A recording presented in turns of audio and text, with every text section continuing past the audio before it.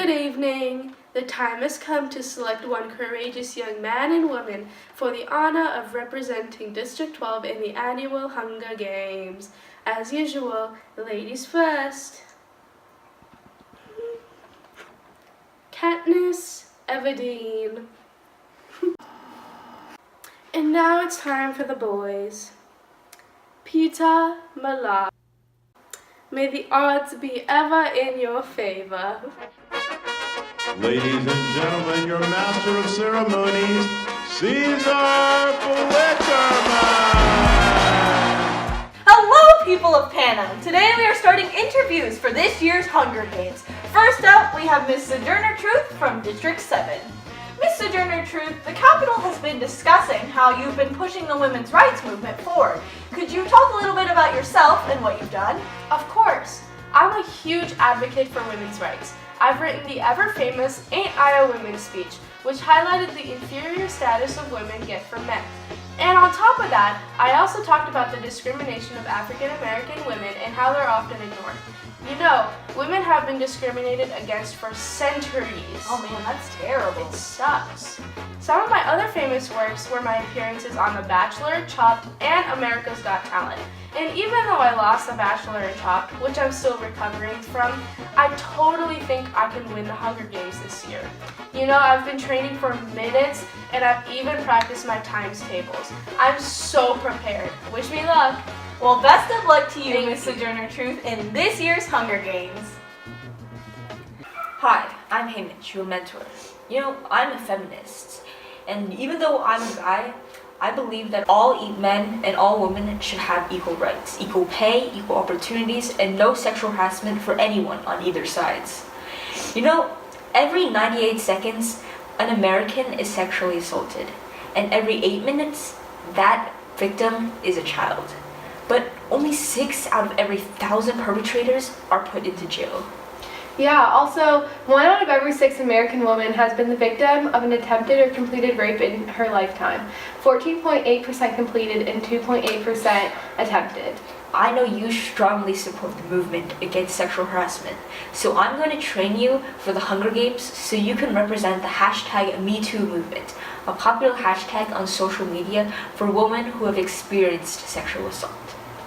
Next up, we have Miss Katniss Everdeen from District 12. Hello, Miss Katniss.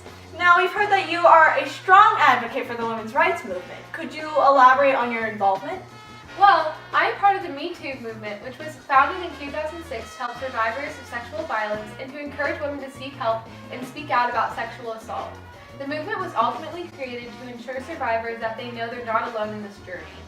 Our goal is also to reframe and expand the global conversation around sexual violence and to speak to the needs of a broader spectrum of survivors, including but not limited to young people, queer, trans, disabled folks, Black women and girls, and all communities of color. I hope in this Hunger Games I can show the power of women against oppression. What a wonderful goal and a great cause.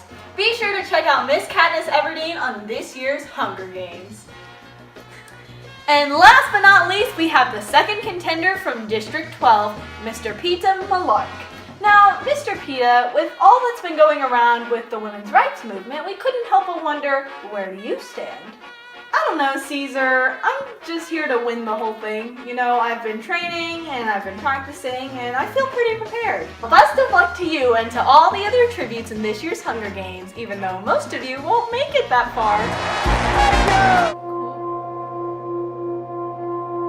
5, 4, 3, 2.5, 1 3/4, 2, 0, go!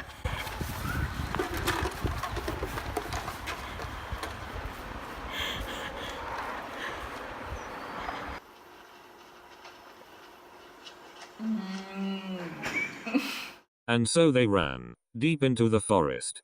You know, I really want to win support for the Me Too movement and for women, and to empower women to be a voice against sexual harassment. It's just terrible that this has happened to so many people, and sometimes it's caused by powerful people such as Harvey Weinstein, a famous movie producer. Harvey Weinstein. Isn't it suspicious how all the women who were supposedly harassed by him came out about their experiences all at once? But didn't the allegations happen for incidents that occurred like decades ago? So how come victims didn't say anything about it back then and they're all speaking out about it now at the same time? Seems to me that they're faking it to get attention. Especially because #MeToo is such a big trend on social media presently. Even if their stories are real, how will hashtagging a tweet help with the movement? Well, there can be many reasons for that. The women may feel isolated due to often being put in an inferior position compared to men. Women have been underneath men since the beginning of our country, when they were expected to stay in the house, cook food, and raise the children, while the men could go out and do work, vote, and make legislative decisions for the country. Women have been long seen as under the control of men, and that view can hinder their decision to speak out. Women could have also been scared to speak up because they were worried that they were going to lose their jobs. For example, Harvey Weinstein would pay the women he harassed and make them sign clauses to keep quiet about what he did. I guess.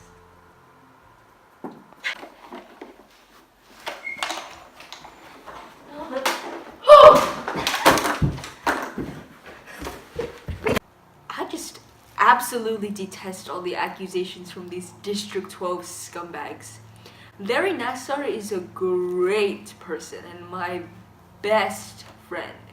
He was accused of sex crimes by many women, but those who accused him were actually paid a $500 million settlement after the trial.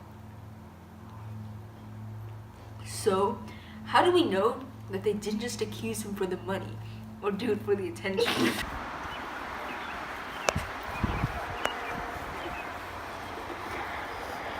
Look out!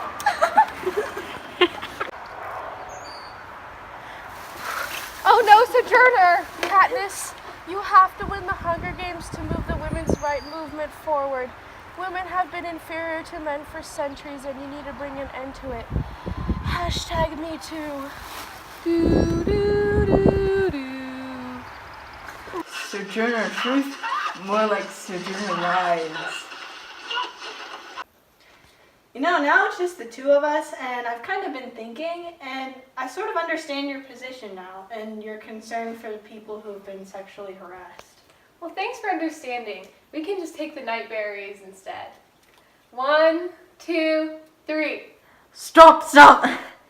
Congratulations! We have our two victors of the 74th Annual Hunger Games, Peter Malak and Katniss Everdeen from District 12. Yay! It's night locks. So it just depends on what you order. Like, of course, if you get a box dinner, that's not going to be the 5, 4,